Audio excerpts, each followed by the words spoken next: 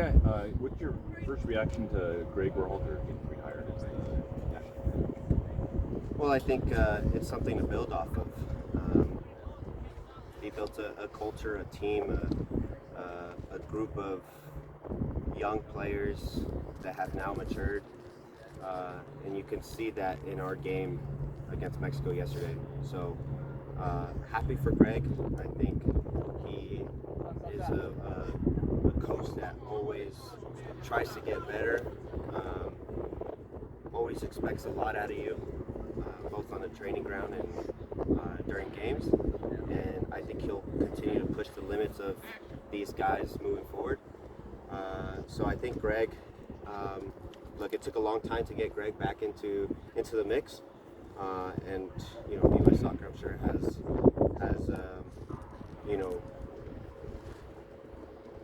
their reasonings. But now that we have a coach, we have to look forward and continue to build off what we did in the past. Did you get a sense that he was in, like, I don't know, were the players very aware of the interview process, and did you have any sense that he was that he was likely to come back? No, we were completely in the dark. At least I was. Maybe some key players were involved. I'm not sure, but look, I know what happened at the World Cup. There was an investigation. I'm sure they looked into other coaches as well. I'm sure it was a process. And look, all I can say as a player is I'm excited that we have our coach, and hopefully we can continue to get better as a nation, and with all that support, because yesterday was a great example of what we can do on a nightly basis. He's not going to be the coach during the Gold Cup, but does it change the way you approach? Does that change sort of the player mentality going to that, as opposed to playing for essentially an interim coach, but knowing that they've already hired the head coach? Not necessarily. I mean, I think for us, that culture that I talked about, that Greg has kind of established, carried on into this year, even without him. And we had two interim coaches that also kind of had the same philosophy as Greg. So I don't think anything changes from our part. I know that we expect a lot from us, and I think that's the standards that we have there now. And we have to go there and win that Gold Cup title, because those are the expectations that we have within ourselves. How important is it? You talked about continuity and getting better. Just now that the team, the whole U.S. team has a lot of success, how important is continuing growth? And now that you kind of got a target back with the World Cup as your end goal.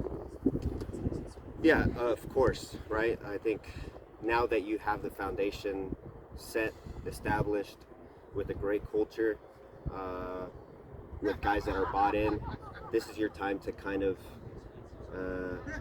continue to set those standards and continue to get better every day as a group, and continue to build off that chemistry that we had.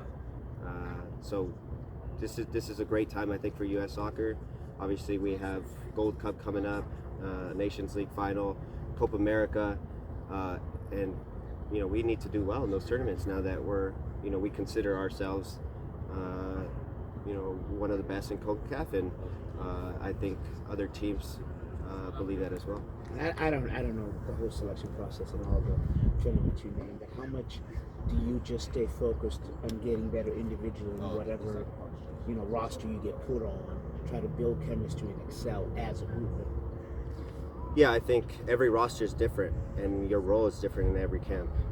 In this camp, right, we have a lot of young guys, and I think we have a core, maybe 8-9 guys that have been part of the group over the last 4 or 5 years. So my role might be different, where I might be playing in games, and how can I help the group move forward with the system, or I might still be in a reserve role, and I have to accept that, but also compete on a day-to-day basis. So every role is different, and my expectation is to always go out there and work hard and focus on what I could do to help the team. just takeaways from last night, not individual players, but just the atmosphere and obviously the unfortunate thing towards the end there. What are your thoughts on that? Because you're standing for diversity and inclusion. Yeah, I think the atmosphere is great. It's unfortunate that we had all the drama, and we had to end the game early. But I think the U.S. played extremely well. I think we dominated the game. I felt that we played with a lot of confidence, and we need to build off that. And Canada's not going to be easy in the final. They're a strong young group that has a great culture in their locker room as well. So it's going to be a tougher game for sure. What was your last couple for Cristian, guys? What was your perspective on getting called in? And as far as we know, you're gonna miss the LAFC match, right? Yeah, it's unfortunate that I'm missing quite a few games. But look, for me, there's so much pride to get called up with the national team.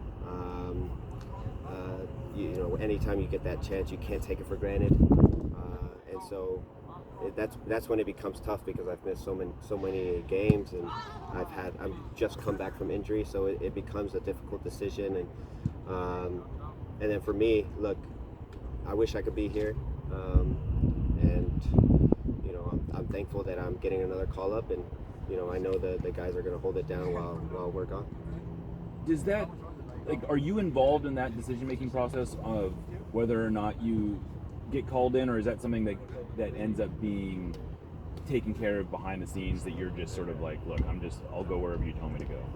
Yeah. No, I'm a player, right? I'm a professional soccer player that gets told where to be at what time. And if I continue to play well, I'll be told where to be by the U.S. national team more times than not. And then it's also about the when I get called in. Is it during an international window, or is it just a friendly where I miss a game and maybe I stay back? So it really comes down to the international window and whether I have a say or not, unfortunately. On the concussion, Last one for Cristian, guys. I know it's beyond it, everything else. Was there anything that they said, okay, moving forward, do this or not, or is it just one of those injuries you're done?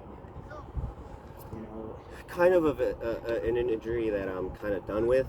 I still have neck stiffness, which is normal because I had whiplash, and so tension headaches are possible. Where I can get headaches here and there because of how bad my neck injury was. It can almost mimic the same concussion symptoms that I had been having, but thankfully I'm symptom free, and hopefully it continues that way.